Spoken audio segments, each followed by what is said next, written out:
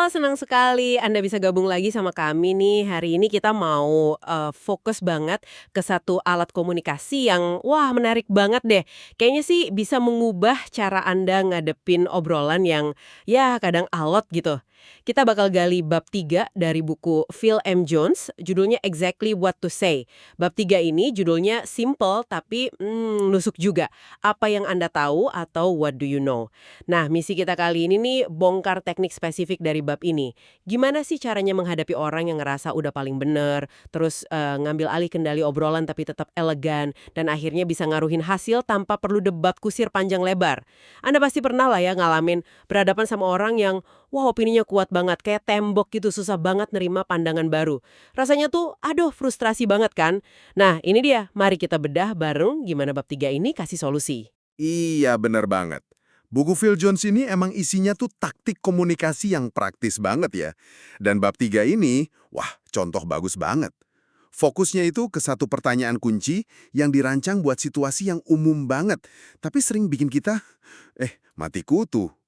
Situasi kayak berinteraksi sama orang yang pegang teguh keyakinan mereka, tapi kadang, nggak jelas gitu dasarnya apa. Ini bukan sekedar trik ya, tapi lebih ke pendekatan strategis buat kayak menggeser dinamika obrolan.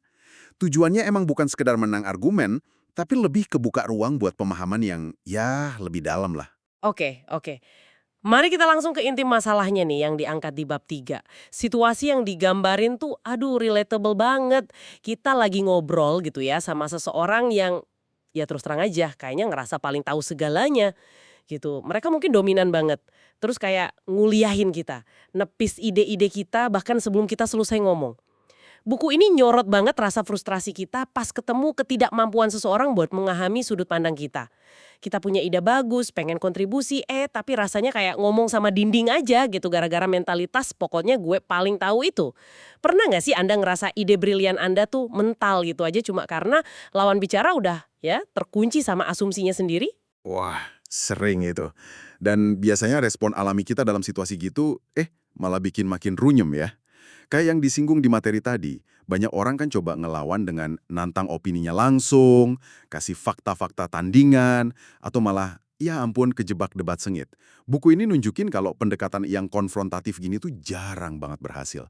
Hasilnya ya paling salah satu pihak mundur sambil gondok, hubungan jadi renggang, atau ya obrolan selesai gitu aja tanpa solusi. Ada prinsip dasar yang penting banget ditekankan di sini. Sebuah opini, biar benar-benar ada bobotnya gitu ya, harusnya tuh berakar pada pengetahuan. Kalau nggak ada landasan pengetahuannya, opini sekuat apapun sebenarnya, rapuh. Nah, nyerang opininya langsung itu seringnya cuma bikin mereka makin defensif aja. Nggak ngebuka pikiran malah. Nah, ini dia nih bagian yang menurut saya paling wah mencerahkan dari bab 3 ini. Daripada ngelawan api pakai api lagi, Phil Jones itu ngasih semacam pertanyaan ajaib. Apa yang Anda tahu tentang atau what do you know about? Kedengarannya simple banget ya, tapi kekuatannya tuh ada di tujuannya yang cerdas banget. Pertanyaan ini tuh nggak nyerang opini lawan bicara Anda secara langsung gitu. Tapi secara halus, tapi langsung nyasar ke dasar pengetahuan di balik opini itu. Kayak yang dijelasin tadi, cara terbaik ngatasin konflik kayak gini tuh bukan soal menang argumen, tapi justru mempertanyakan landasan pengetahuannya. Kekuatan frasa ini tuh ada di kemampuannya buat, kutipannya bilang, secara lembut mengancam basis pengetahuan mereka.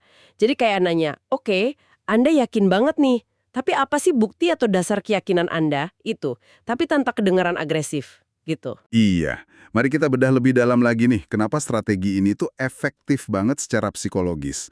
Ada beberapa lapis di sini. Pertama, pertanyaan ini tuh fungsinya buat memindahkan posisi orang lain dari kepastian ke keraguan. Nah, ini kuncinya.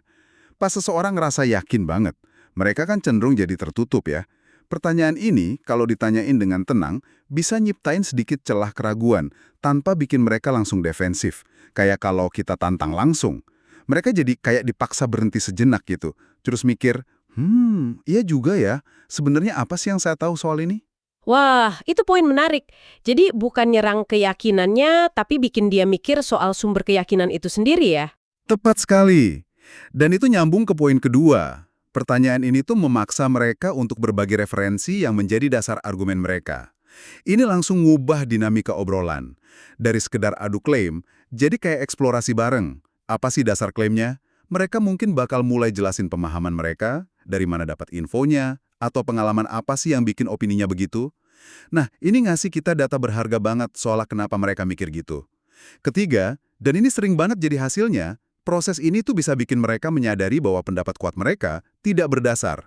Pas mereka coba jawab apa yang Anda tahu, mereka mungkin baru sadar kalau pengetahuannya cetek, atau cuma asumsi, atau infonya udah basi.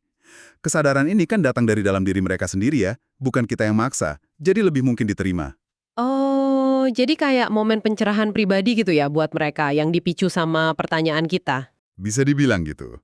Dan yang keempat nih, ini penting banget buat jaga hubungan baik, teknik ini tuh memungkinkan lawan bicara buat menyelamatkan muka atau save face. Karena Anda nggak nyerang mereka secara pribadi atau bilang opini mereka salah belak-belakan, mereka nggak ngerasa disudutin atau dipermalukan. Mereka jadi bisa revisi pandangan mereka tanpa ngerasa kalah gitu. Ini penting banget buat jaga pintu komunikasi tetap kebuka.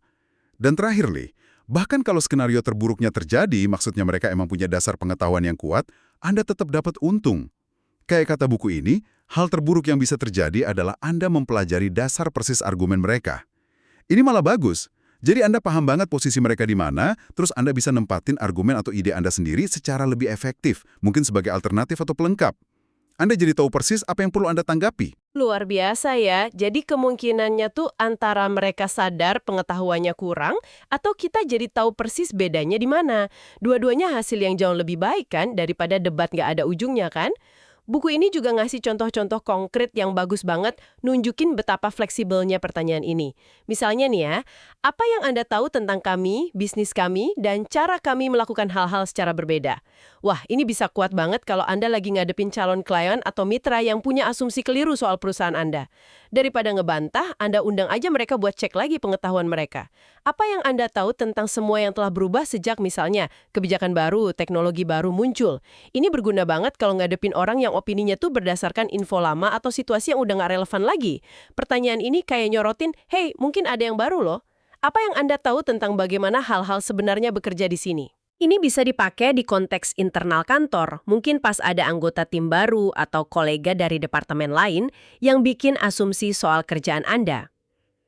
Atau yang lebih umum lagi, apa yang Anda tahu tentang manfaat dari sektor produk layanan Anda? Ini cara halus buat nantang prasangka negatif atau ketidaktahuan soal nilai yang Anda tawarkan. Betul sekali. Contoh-contoh itu benar-benar nunjukin gimana satu kerangka pertanyaan aja bisa diadaptasi buat macam-macam situasi. Ini bukan sekedar satu kalimat sakti, tapi lebih ke sebuah pendekatan ya. Pendekatan. Ya, benar juga. Nah, hasil yang diharapkan dari penerapan teknik ini, seperti yang dijelasin di materi itu adalah, pertanyaan ini seringkali memungkinkan orang lain menyadari pendapat mereka mungkin tidak benar, dan mereka dapat dengan cepat menjadi jauh lebih reseptif terhadap perubahan. Kalau seseorang udah mulai ragu sama dasar pengetahuannya sendiri, ya secara alami mereka jadi lebih terbuka buat dengerin perspektif lain termasuk ide atau info baru yang pengen Anda sampaikan. Ini cara yang elegan banget buat hindari argumen yang selalu berakhir dengan pecundang. Kita tahu lah ya kalau debat udah panas, meskipun Anda ngerasa menang, seringnya hubungan malah rusak atau nggak ada perubahan nyata di pikiran lawan bicara. Filosofi di balik teknik ini tuh menarik banget. Tujuannya bukan siapa yang paling jago argumen, tapi gimana caranya nyiptain pemahaman. Kayak yang ditekankan tadi, dalam interaksi kayak gini, entah semua orang menang atau semua orang kalah. Pertanyaan ini tuh alat buat ngarahin obrolan ke hasil semua menang, di mana paling nggak ada pemahaman bersama, meskipun mungkin nggak sepakat sepenuhnya. Ini soal menggeser dari konfrontasi jadi kolaborasi buat nyari tahu bareng. Saya suka banget filosofi semua menang atau semua kalah itu. Ini benar-benar ngubah tujuan ngobrol ya, dari yang tadinya pengen buktiin diri jadi nyari kebenaran atau pemahaman bareng. Nah, sekarang coba kita bawa ini balik ke Anda nih, pendengar kami. Coba deh luangin waktu sebentar, ingat-ingat lagi satu atau dua situasi di mana Anda ngerasa frustrasi banget nyadepin orang yang sikapnya, pokoknya gue paling tahu. Mungkin pas rapat kerja, diskusi keluarga, atau bahkan pas coba yakinin temen salah sesuatu. Bayangin deh, kalau di tengah obrolan itu, daripada Anda ikut debat atau diam aja nahan kesel, Anda dengan tenang nanya, boleh saya tahu apa sih yang Anda ketahui tentang topik spesifik itu? Gimana menurut Anda dinamika obrolannya bisa berubah? Kebayang nggak sih gimana pertanyaan ini mungkin bisa ngebuka pintu yang tadinya kayaknya ketutup rapat banget? Gimana rasanya kalau Anda bisa ngenalin ide baru Anda bukan sebagai serangan, tapi lebih kayak informasi tambahan buat ngisi celah pengetahuan yang mungkin baru aja disadarin sama lawan bicara Anda? Wah, pertanyaan reflektif yang bagus banget itu.